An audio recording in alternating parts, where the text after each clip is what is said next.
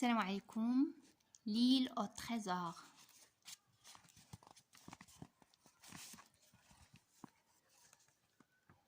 Chien noir paraît et disparaît.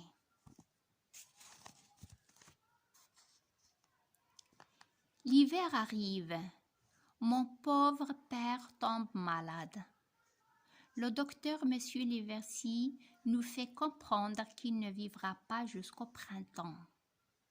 Ma mère et moi devons nous occuper de tout dans l'hôtel. Nous avons moins de temps pour penser au capitaine. Ce matin froid de janvier, celui-ci se lève plus tôt que d'habitude. Il se promène au bord de la mer. Le chapeau de travers, sa longue vue à la main,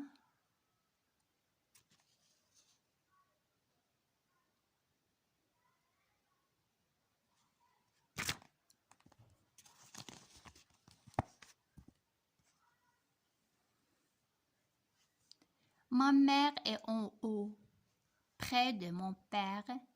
J'ai préparé le petit déjeuner et je porte une assiette et une tasse dans la grande salle. Quand la porte s'ouvre, d'un homme qui a la peau blanche et grasse entre. Il s'assoit sur une table et me dit « Viens ici plus vite ». J'avance d'un pas, puis d'un autre. Il me demande « Cette tasse que tu tiens est pour mon vieil ami Bill ?» Je ne sais pas qui est Bill. Cette tasse est pour un marin qui habite ici. Nous l'appelons le capitaine. Oh, Bill peut se faire appeler le capitaine si ça l'amuse. Il est gentil quand il a bu, n'est-ce pas? Et elle a une blessure sur une joue. La droite? Tu viens bien? Tu vois bien que je le connais alors. Où est-il, mon ami Bill?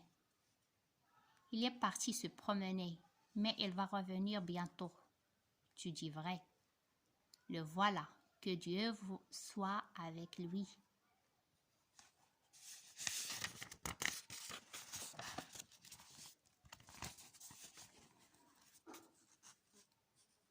Toi et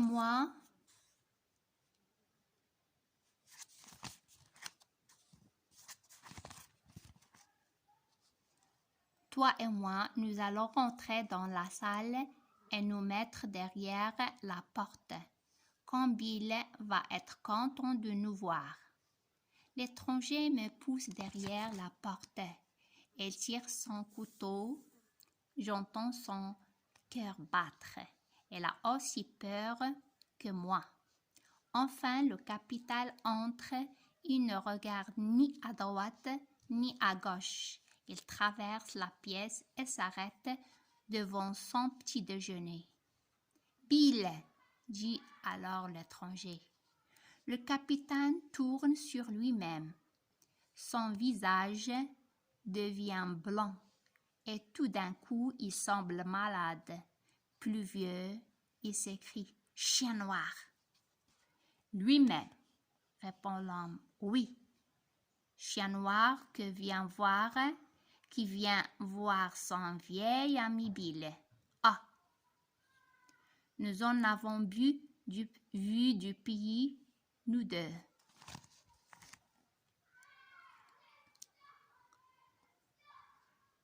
Chien noir. Lui-même, répond l'homme. Oui, chien noir qui vient voir son vieil ami Bill. Ah, nous en avons vu du pays, nous deux. Toi, sors, me dit-il. Je vais dans la cuisine. J'écoute les deux hommes parler bas.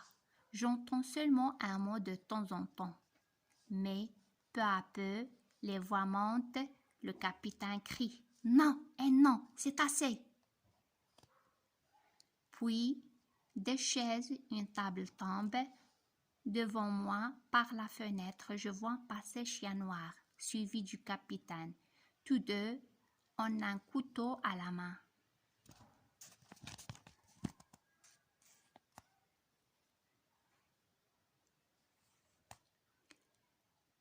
L'épaule de Chien Noir saigne. Le capitaine s'arrête bientôt. Il rentre dans la maison en s'appuyant de la main au mur. Je crois qu'elle va tomber. Petit, dit-il, apporte-moi du rhume, je demande.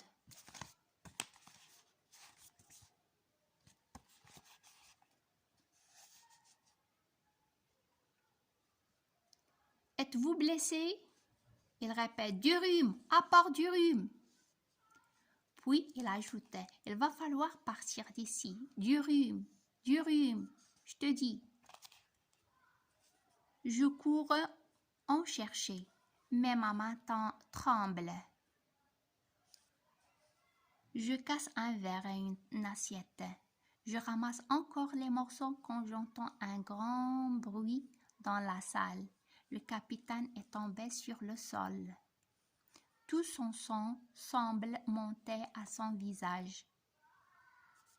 À ce moment, heureusement, le docteur Livesey arrive pour voir mon père. Ma mère s'écrie. « Docteur, le capitaine est blessé. » « Blessé ?» répond le médecin. « Il n'est pas plus blessé que vous ou moi. Il boit trop et son cœur est malade. Vous, madame, et toi, petit, retournez auprès de votre malade et ne lui parlez de rien.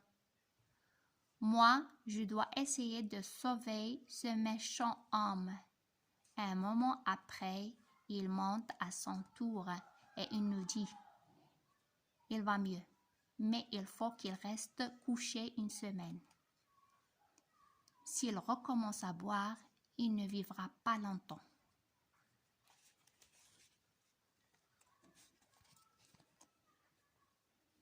Et c'est fini pour aujourd'hui. À la prochaine, Inch'Allah. Assalamu alaikum wa rahmatullahi wa barakatuh.